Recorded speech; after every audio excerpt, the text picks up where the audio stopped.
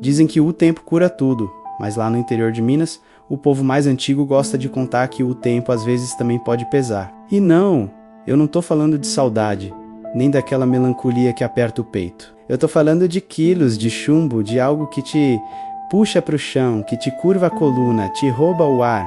Hoje, eu não vou te falar de gritos no escuro, nem de vultos na janela. A história de hoje é diferente. Vou te contar o que aconteceu com o jovem Samuel e o relógio de prata que nunca, em hipótese alguma, deveria ter sido aberto. Samuel era um rapaz tranquilo, vivia sua vida sem grandes sobressaltos, até o dia em que herdou um objeto peculiar de seu bisavô. O velho, em vida, era uma figura misteriosa. Um homem conhecido na região por ter feito fortuna de um jeito que ninguém nunca soube explicar direito. Sussurravam pelas esquinas, mas ninguém falava abertamente. O que ele deixou para o bisneto foi um relógio de bolso. A peça era de uma beleza estonteante, feita de prata polida, que brilhava sob a luz do sol, com arabescos finamente trabalhados na tampa, mas ele tinha uma característica estranha.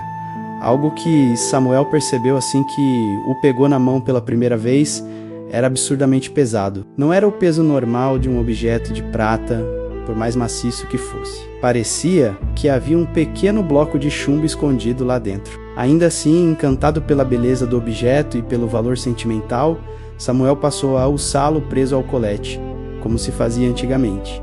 Era um charme, um toque de elegância. No primeiro dia, ao chegar em casa, sentiu uma dor aguda nas costas, como se tivesse passado o dia carregando sacos de cimento. Ele achou estranho, mas não ligou uma coisa a outra. Talvez tivesse dormido de mau jeito.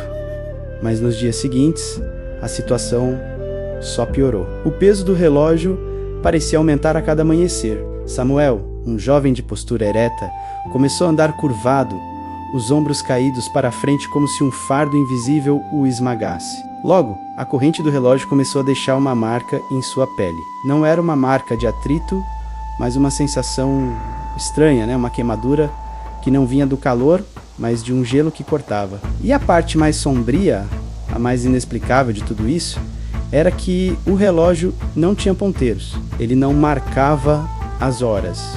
Ao invés disso, ele apenas vibrava sutilmente. Um pulsar constante, lento e ritmado, que parecia um coração cansado, quase parando de bater. Samuel sentia aquela vibração contra o peito o dia inteiro. As semanas se transformaram em meses, e a saúde de Samuel se deteriorava. Ele emagreceu. Sua pele ficou pálida, e olheiras profundas se formaram sob seus olhos. Os amigos e a família se preocupavam, perguntavam o que estava acontecendo, mas ele não sabia explicar.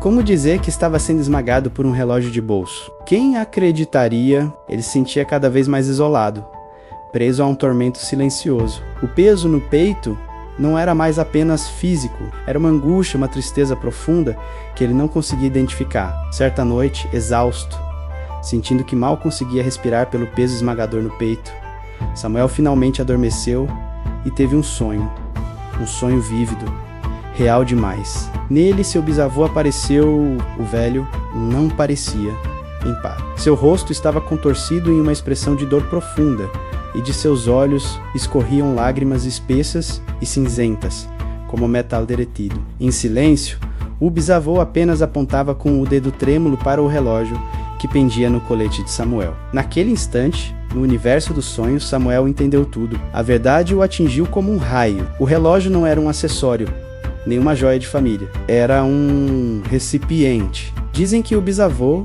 em sua agonia de morte, atormentado por uma vida de escolhas duvidosas, não quis levar seus arrependimentos para o túmulo. Ele temia o julgamento, temia o peso em sua alma. Então, num ato desesperado de purificação, ele depositou cada injustiça cometida, cada palavra cruel não dita, cada erro, cada dívida moral, dentro daquele objeto de prata. Ele transferiu o peso de sua consciência para o metal, para que sua alma ficasse leve o suficiente para partir. Samuel não estava carregando o legado de ouro do bisavô. Ele estava carregando a culpa acumulada de uma vida inteira que não era sua. Acordando do sonho num sobressalto, com o coração disparado e o corpo ensopado de suor, Samuel arrancou o relógio do peito. A verdade era insuportável. Ele não aguentava mais um segundo daquele fardo. No auge do desespero, em plena madrugada, ele correu para fora de casa em direção ao rio que cortava a cidade. Seu único pensamento era se livrar daquele objeto maldito. Chegando à margem, com a água gelada batendo em seus tornozelos, ele ergueu o braço para arremessar o relógio com toda a sua força para o meio da correnteza. Mas, no momento do arremesso, o peso foi tão descomunal, tão repentino e violento, que desequilibrou seu corpo e o puxou para dentro do rio. Ele caiu nas águas rasas, a cabeça batendo numa pedra, meio atordoado. Com a água barrenta ao seu redor, ele sentiu o relógio em sua mão, pesado como uma âncora.